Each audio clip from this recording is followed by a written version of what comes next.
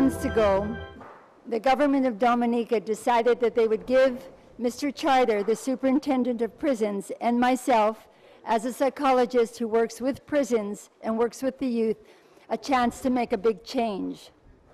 And the big change is something that you're experiencing, which is the reason that people become incarcerated in the first place is because why? They've done something against the law. And why have they done something against the law? Because they couldn't find their way within the system to make their life work. Maybe they feel they didn't have a fair shot at it in their homes, that the mother wasn't there, or their father was absent, or there wasn't enough money, or there was sexual abuse, or there was neglect. Whatever it was, it left a heavy feeling in the heart of the young people who are here. So the first job is to come out and clear all of that emotional residue, the emotional baggage, so that the individuals who are here can learn what they came here to learn, pay their dues, and get on with a life that's fulfilling. We can make a big, big change. And instead of having a punitive prison, we can be the first people on the map to say this prison was rehabilitating. This prison gave people self-esteem and skills so they could come out and we'll never see them back here again. So I'd like to hear testimonials. I'd like to hear what's happening. There's been 6 groups going on. I've tried to peep into each one of them to find out, is there somebody who would like to say anything about what they've experienced so far?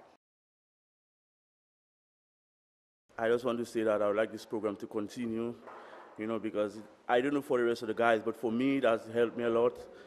And I'm really looking forward in really putting what I learned into practice, because most guys come here, they learn and they don't really put it into practice. But I try my best, to put what I learned into practice, and that, the authorities who's, involved in this can say that they are wasting the time, because, to come here in this program every day, we have to show that, we learn something. And I really like the guys to take this very serious and, put it into practice. Because out there is not easy, and we going out there as ex-convict, and people might look at us as that we're in prison and so on. So that's where we have to really show that we are making a difference in our life, and that's what my aim is right now, to show that I'll make a difference. And I just want to show the authorities, the superintendent of prison, the officers, that Stephen Raffles can be a better person in spite of my past predicaments. I just want to say that I've decided to change and to make a difference in my life. I've gone through a lot. I was on death row. I've gone through life, now I'm serving a sentence, and the Lord has helped me.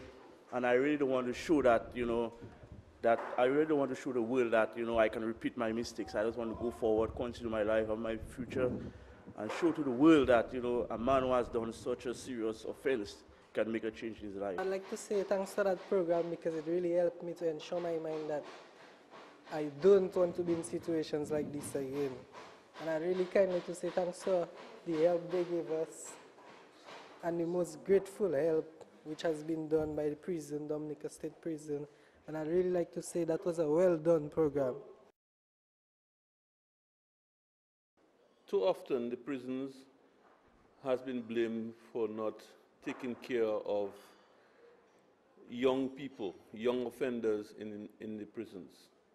And that is due to the fact that the prison was not built for young offenders, more for habitual adults. We saw in our population there are more young offenders within our population than the adults. And we had to do something for them. Even if we don't have the physical resources to deal with it, but we had to do something within our own means and appear to be doing something for young offenders. Too often we have seen young offenders gravitate to crime after coming here for the first time. We want to turn this around. And I'm happy after August, when I met Dr. Candice and some 8 prison officers, subordinate officers, who were very willing to undergo training and to train you all. And I must compliment you, the inmates, for taking the time off to come into the program and see the value of this program and now accepting the change. Change don't come easy, and you all have made that change. You all have made the first step. In the million miles that you all have started, you all have taken the first step. What is this new decision therapy that's pushing the engine of this program? New decision therapy is a therapeutic technique that says at moments of time in a person's life, things happen that is not what they wanted to happen. They became humiliated, they were disappointed, they were embarrassed, they were rejected, perhaps they were abandoned. And as a result of it, at that moment they made a decision that if this is what life is all about, I don't want to play. Forget God, forget my fellow man, I'm going to make up my own rules. Well, their own rules didn't work. Their own rules got them here. Their own rules get them dead prematurely.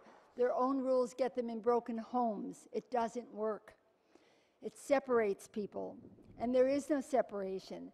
So new decision therapy said if we can remember that decision that was made that was born of pain and anger and guilt and frustration and disappointment and make a new decision to live life on higher terms, to forgive, to forget, to let go, to relinquish all of the pain and allow a new energy to come forth. It's not for us to judge why someone did what they did, but it is our job to forgive them for what they did. Forgive them, they know not what they did. This is what new decision therapy does eloquently and simply. Is there anybody who had a new decision therapy experience using the mirror who would like to share something right now? Well, I've been coming to jail for the past 11 or 12 years now, and I've been doing a lot of different skills, and I really didn't take it I take it in practice, but I really didn't go out and take it on. But this trip I came back to jail for about 9 months now, and because of the program, well, the officers put me on the thing, and I really went in the mirror, and while I was in the mirror, to speak the truth, tears came from my eyes, because I was really seeing the bad things I used to do, and like once I watched in the mirror, I could see a new me, and well, because of Miss Del Sol, she really gave me the courage to really, well, the first time I didn't want to go in front of it because trust me, I was afraid. But thanks to Miss Del Sol, she spoke to me, she gave me the courage so that I went to the mirror and watched myself, and I wasn't feeling nice of the crimes, the way I put myself and the way I was at first. But when I watched in the mirror, I could see myself as a different person. I consider it as like I was about 2 years bringing up myself, and I could see the past I did and the way I destroyed my life. Right? So it was a good experience to watch in the mirror and see the changes of my life, and I decided this trip, well, to go outside and be a different person, and well, I forgive. It had people I really say in my heart I would never forgive, but because of this program and the practice I go through, I think everybody I did wrong, my mother, my father, I really say I would not forgive my father because of what he did to me in the past. But I came to my senses and with a clean heart and forgive him for what he did for me, and I don't think I will have another problem. I just my plans now is to go outside there to be a different person. What image you saw in right now? I see myself. Okay. I want you to think back on all the tremor or what you went through, your past tremor. Okay, I want you to just try to recall it in your mind.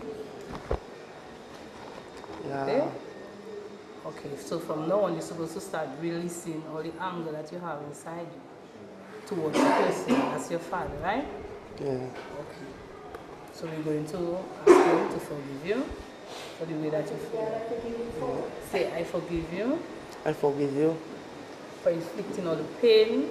for inflicting all the pain, For the neglects. for the neglects And the insults and the insults on me. on me. I understand why I understand why you were not able. you were You were not able not able to act differently at the time. to act differently at the time. To act differently at the time. I understand I understand it was very difficult for you it was very difficult for you to make a firm decision to make a firm decision because of the past because of the past and the outstanding situations. and the outstanding situation. I let go I let go of my anger of my anger towards you. towards you. I love and accept you I love and accept you for just being my dad. for just being my dad. I want to go on with my life. I want to go on with my life. I'm ready to be healthy. I'm ready to be healthy. I'm ready to be happy. I'm ready to be happy. And I really want to live a good life again. And I really want to live a good Daddy, life I again. love you. Daddy, I love you.